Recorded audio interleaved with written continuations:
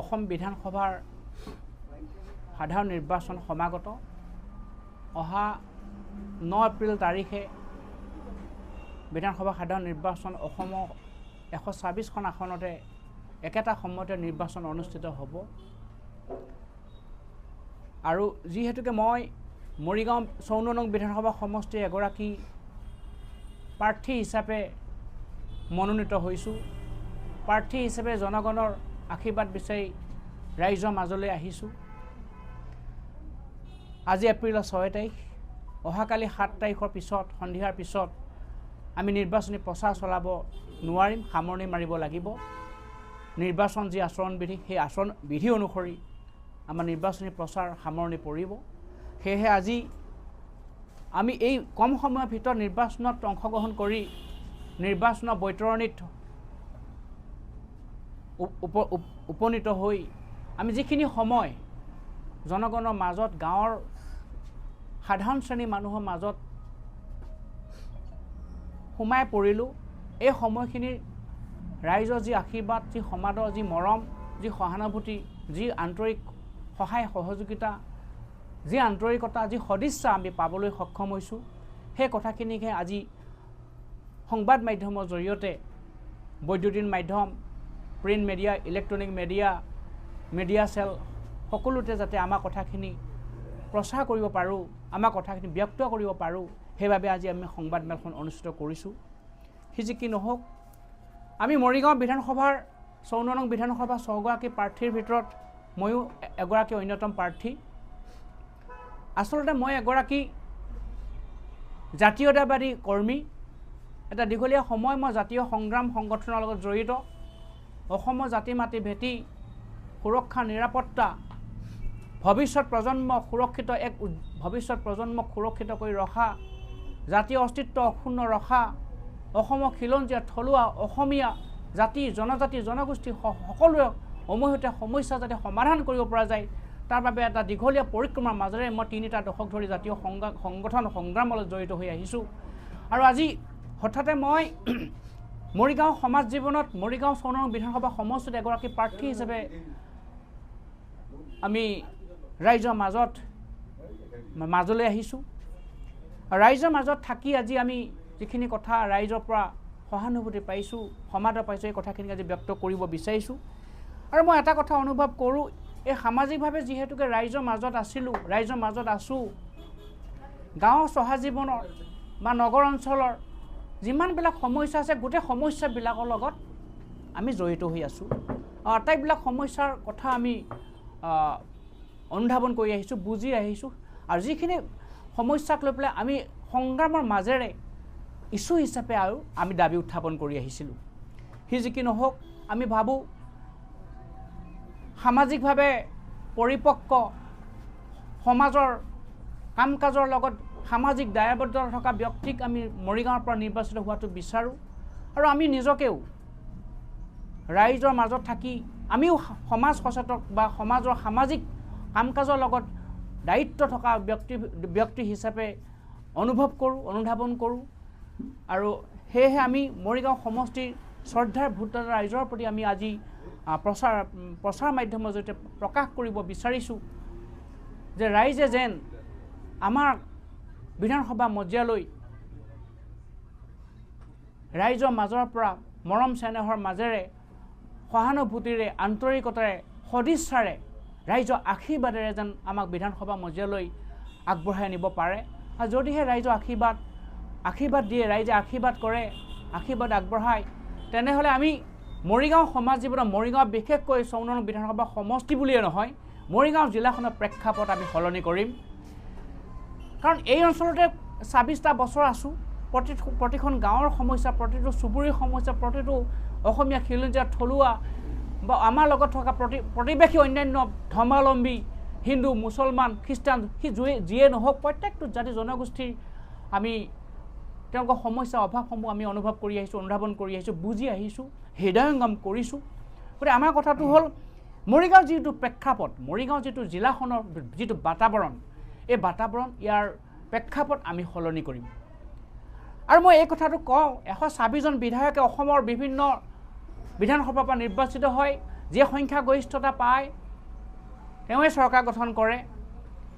এই কথাটো কম, যোৱা সময়ছোৱাত মৰিগাঁও বিধানসভা সমষ্টিৰ পৰা নিৰ্বাচিত জনপ্ৰতিনিধিয়ে মৰিগাঁও সমষ্টিৰ হৈ মৰিগাঁও সমষ্টি খিলঞ্জীয়া থলুৱা জাতি জনগোষ্ঠীসমূহৰ উমৈহতীয়া সমস্যা সমাধানৰ ক্ষেত্ৰত কোনো পদক্ষেপ গ্ৰহণ কৰা আমি দেখিবলৈ নাপালোঁ। বৰঞ্চ তেওঁলোকৰ বয়সত প্ৰবীণ হৈ যোৱাৰ পিছতো বিধানসভাত পুনৰ বিধায়ক হিচাপে নিৰ্বাচিত হৈ যোৱা যিটো লয়লাস, যিটো লালসা, যিটো লিপচা, যিটো লোভ, সেইটো কিন্তু সামৰিব পৰা নাই। গতিকে ক্ষমতাত অন্ধ হৈ আজি যি ধৰণে প্ৰত্যেকটো নামঘৰত 20,000কৈ টকা, প্ৰত্যেকটো যুৱ সংঘত 20-25,000কৈ টকা, প্ৰত্যেকটো ৱাৰ্ডত 2 লাখকৈ টকা, এই যিটো ধনৰ যিটো প্ৰয়োভৰ, এইটোৱে কিন্তু গণতন্ত্ৰ, প্ৰজাতন্ত্ৰ, লোকতন্ত্ৰক হত্যা কৰা হৈছে। আৰু জনগণৰ যি মৌলিক অধিকাৰ আছে সেই অধিকাৰ সৰ্ব হৈছে। কাৰণ যদিহে আপোনালোকে অলপ খানা খায়, অলপ মাছ মাংসৰ জিভা জুতি খোৱাত লৈ এদিনৰ বাবে 5 বছৰৰ কাৰণে আপোনালোকে অন্ধকাৰত থাকিব লাগিব। সেয়েহে মই আহ্বান কৰোঁ, কেৱল মনৰ যিটো ৰিপু দমনৰ বাবে যিটো নিজৰ যিটো লোভ, নিজৰ যিটো প্ৰবৃত্তি, খোৱাৰ যিটো হেঁপাহ, নিজে নিজে খাবলৈ শিকক। কেতিয়াও কোনো জনপ্ৰতিনিধিৰ পৰা মাছ মাংস খাম বুলি, মদ মাংস খাম বুলি, ভালদৰে এটা খানা খাম বুলি অনুভৱ কৰি কেতিয়াও নিজৰ বিবেকক বিক্ৰী কৰি পেলাই কাকো ভোট দিব নালাগে, কাকো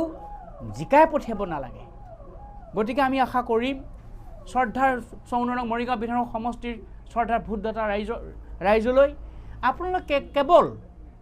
কেৱল শাসনৰ বাকজয়ীডাল ক্ষমতাৰ বাবে, অসম বিধানসভাৰ বা অসম চৰকাৰ গঠনৰ বাবে কেৱল কেইটামান টকা লৈ অলপ মাংস, অলপ মদ, অলপ খানা খাই চুবুৰীয়ে ৱাৰ্ডে 1 লাখ 2 লাখ টকা লৈ খন্তেকীয়া যিটো খোৱাত, খন্তেকীয়া যিটো আপোনালোকে পাব পৰা যিটো স্বাদ, তাক পৰিহাৰ কৰি প্ৰকৃত গণতন্ত্ৰ প্ৰতিষ্ঠা কৰক। আৰু বিধানসভা মজিয়াত মৰিগাঁও সমাজ জীৱনৰ কথা ক'ব পৰা, মৰিগাঁও সমস্যাৰ ওপৰত মাত মাতিব পৰা, মৰিগাঁৱৰ খিলঞ্জীয়া থলুৱা মানুহৰ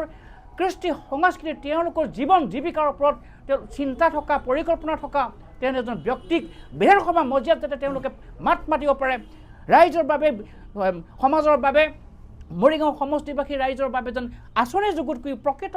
উন্নয়নৰ বিকাশ সাধিব পাৰে, তেনেকুৱা এজন ব্যক্তিক আপোনালোকে নিৰ্বাচিত কৰি পঠিয়াওক। মই নকওঁ তাৰ বাবে চেনিৰাম মালাঙক ভোট দিয়ক, নতুন যুৱ প্ৰজন্ম এজন যুৱ নেতা হিচাপে এই কথাটো মই ক'ব খোজা নাই।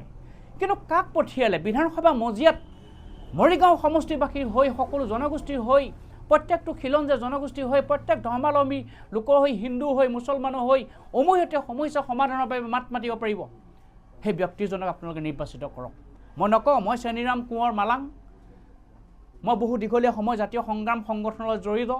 জাতি মাটি ভেটি সুৰক্ষা নিৰাপত্তাৰ লগত জড়িত, এই অঞ্চলৰ জলবায়ু, এই অঞ্চলৰ গছ লতা, এই অঞ্চলৰ আকাশ বতাহ, এই অঞ্চলৰ বিল খাল, এই অঞ্চলৰ নদ নদী, এই অঞ্চলৰ বিল বালিশিল, এই অঞ্চলৰ সকলো সৰ্বত্ৰতে প্ৰতিখন গাঁও চুকে চুবুৰীয়ে নাথ, যোগী, কলিতা, কৈৱৰ্ত, হীৰা, গৰীয়া, মৰিয়া, কোচ, কাৰ্বি, তিৱা, বড়ো যিমান যি আছে এই জিলাখনত বা এই অঞ্চলটোত মধ্য অসমত, সেইবাবে আমি মধ্য অসম জনগোষ্ঠী সমন্বয় সমিতি নামেৰে এটা অনুষ্ঠান আমি প্ৰতিষ্ঠা কৰিছিলোঁ, যিটো অনুষ্ঠানৰ জৰিয়তে আজি আমাক মধ্য অসম জনগোষ্ঠীয় সংগঠনৰ তৰফৰ পৰা আমাক প্ৰক্ষেপ কৰিছে, আমাক পূৰ্ণ সমৰ্থন আগবঢ়াইছে। আৰু যদিও আমি আজি কোনোবা এটা বিশেষ প্ৰতীকত, বিশেষ দলৰ ফালৰ পৰা আমি নিৰ্বাচনত অৱতীৰ্ণ হ'বলগীয়া হ'ল, তথাপি কিন্তু আমি মূলতে জাতীয়তাবাদী, মূলতে অসমক ভালপোৱা, অসমৰ প্ৰতি সঁচা আন্তৰিকতা থকা, অসমৰ খিলঞ্জীয়া থলুৱা অসমীয়া মানুহৰ প্ৰতি সঁচা ভালপোৱা, সঁচা মৰম, সঁচা আন্তৰিকতা, সঁচা সদিচ্ছা, যি মৰম, যি সংকল্পক লৈ বিধানসভাত আমি প্ৰতিফলিত কৰিব বিচাৰিছোঁ। গতিকে আমি আশা ৰাখিম, আজি মই অসমৰ মৰিগাঁও বিধানসভা 54 নং বিধানসভা সমষ্টিৰ কথাই নকওঁ, অসমৰ 126টা সমষ্টিৰ সকলো ভোটাৰে নিজৰ বিবেক বিবেচনাৰে, নিজৰ চিন্তা, নিজৰ শৈলী, সকলো নিজৰ ধ্যান ধাৰণাৰ, নিজৰ যিটো ভগৱানে দান কৰা যিটো মগজু, তাক ব্যৱহাৰ কৰক, সদব্যৱহাৰ কৰক। দল মত নিৰ্বিশেষে কোনো দলীয় প্ৰতীকত ভোট দিব নালাগে, ব্যক্তিক চাই ভোট দিয়ক। এখন নিকা প্ৰশাসন, নিকা এক মানে আমাৰ প্ৰশাসনিক ব্যৱস্থা নিকা সমাজ ব্যৱস্থা প্ৰৱৰ্তন কৰক তাৰ বাবে মই আহ্বান জনাইছোঁ মৰিগাঁও যিটো সমাজ ব্যৱস্থা এই সমাজ ব্যৱস্থাত বিশেষকৈ শিক্ষা ক্ষেত্ৰত যিটো আমি পিছ পৰি ৰলোঁ ইয়াতে APSC UPSC পৰীক্ষাত অৱতীৰ্ণ হ'বৰ কাৰণে আমাৰ যিবিলাক দক্ষতা সম্পন্ন ছাত্ৰ ছাত্ৰী বা মেধাৱী ছাত্ৰ ছাত্ৰী আছে তেখেতলোকক সৰ্বভাৰতীয় পৰ্যায়ত বা ৰাজ্যিক পৰ্যায়ত যি ধৰণে আমি আগবঢ়াই নিব পাৰিব লাগে তাৰ কোনো বিনামূলীয়া কোচিং ব্যৱস্থা নাই আমাৰ মনত পৰিকল্পনা আছে যদিহে আমি বিধানসভা মজিয়ালৈ যাব পাৰোঁ ৰাইজে যদি আশীৰ্বাদ কৰে তেনেহ'লে মৰিগাঁৱত জিলাখনক সামৰি APSC আৰু UPSC প্ৰশিক্ষণ কেন্দ্ৰ আমি বিনামূলীয়াকৈ কৰিবৰ কাৰণে প্ৰয়াস কৰিছোঁ সেইটো আমি প্ৰতিশ্ৰুতি দিলোঁ দ্বিতীয় কথাটো হৈছে ইয়াৰ যিটো ইনফ্ৰাষ্ট্ৰাকচাৰ ডেভেলপমেণ্ট মৰিগাঁও জিলাখনৰ এতিয়াও বহুত অঞ্চল মই নিজে ঘূৰি ফুৰিছোঁ এই কেইদিনত বৰষুণ আছিলে বৰষুণ ডাৱৰীয়া আছিল বৰষুণ কিনকিনীয়া মাজে মাজে পৰি আছিল এই কেইদিনত ঘূৰিব পৰা নাই কিছুমান গাঁৱত ইমান তাতে বোকা ইমান তাতে গাড়ী আমাৰ চলাচল নহয় বাইক চলাব নোৱাৰে গাড়ী চলাব নোৱাৰে হাবি বৰঙাবাৰী ওচৰতে একেবাৰে এটা ৰাস্তা বহু ডাঙৰ ডাঙৰ হাৱৈ সৰু কাৰ যাব নোৱাৰে এই ক্ষেত্ৰত ইনফ্ৰাষ্ট্ৰাকচাৰ যিটো ৰুটছ গড়কাপ্তানিক যিটো ডেভেলপমেণ্ট কৰিব লাগে কৰিব আজিও পৰা নাই 10টা বছৰ বিজেপি মই যদি 2014 চনৰ লোকসভা নিৰ্বাচনক ধৰোঁ নৰেন্দ্ৰ মোদী শাসনলৈ অহা 14 চনৰ পৰা ধৰোঁ তেনেহ'লে 12টা বছৰ হ'ল বিজেপি অসমৰ শাসন চলে 12টা বছৰ হ'ল কিন্তু বিধানসভা চলোৱা 10 বছৰ হ'ল কিন্তু কেন্দ্ৰত বিজেপি থকা 14 বছৰ হ'ল 12 বছৰ হ'ল এই 12টা বছৰত আমাৰ যিটো দ্ৰুত উন্নয়ন হ'ব লাগিছিল গ্ৰামাঞ্চল চহা জীৱন নাই হোৱা এই ক্ষেত্ৰত যদি আমি বিধানসভা মজিয়ালৈ আমাক পঠিয়াবৰ কাৰণে ৰাইজে আমাক আশীৰ্বাদ কৰে তেনেহ'লে মৰিগাঁও মই কৈছোঁ মৰিগাঁও যিটো সামগ্ৰিক যিটো যাত্ৰা সামগ্ৰিক যিটো উন্নয়ন আৰু বিকাশ আমি আগবঢ়াই লৈ যাম আৰু এটা কথা মই খুবেই গুৰুত্ব দিব লাগিব আমি যিহেতুকে 90% মানুহ মৰিগাঁৱৰ কৃষিজীৱী আমি কৃষি আমাৰ বৃত্তি হিচাপে আমি যিহেতু কৃষিজীৱী আৰু আমি নিজে যিহেতু কৃষক আমাৰ দেউতাৰ যিটো কৃষিৰ লগত জড়িত ককা আজোককাকৰ কৃষি কাৰ্যৰ লগত জড়িত মৰিগাঁও সমাজ জীৱনক যদি আমূল পৰিৱৰ্তন কৰাব লাগে মৰিগাঁও সমাজ জীৱনক যদি অধিক উন্নয়ন ত্বৰান্বিত কৰাব লাগে বিকাশ কৰাব লাগে কৃষি খণ্ডত অধিক প্ৰাধান্য দিব লাগিব অধিক প্ৰাধান্য দিব লাগিব অধিক গুৰুত্ব দি আঁচনি গ্ৰহণ কৰিব লাগিব গতিকে উন্নত পদ্ধতিৰে বৈজ্ঞানিক পদ্ধতিৰে কৃষি খণ্ডক আগবঢ়াই নিয়াটো আমাৰ লক্ষ্য হিচাপে থাকিব গতিকে মূলতে মই তিনিটা কথা কৈছোঁ জুবিন গাৰ্গক ন্যায় দ্বিতীয় কথাটো শিক্ষাৰ ক্ষেত্ৰত আমাৰ যিবিলাক মেধাৱী ছাত্ৰ আছে দক্ষতা সম্পন্ন ছাত্ৰ ছাত্ৰী আছে তেওঁলোকক বিনামূলীয়াকৈ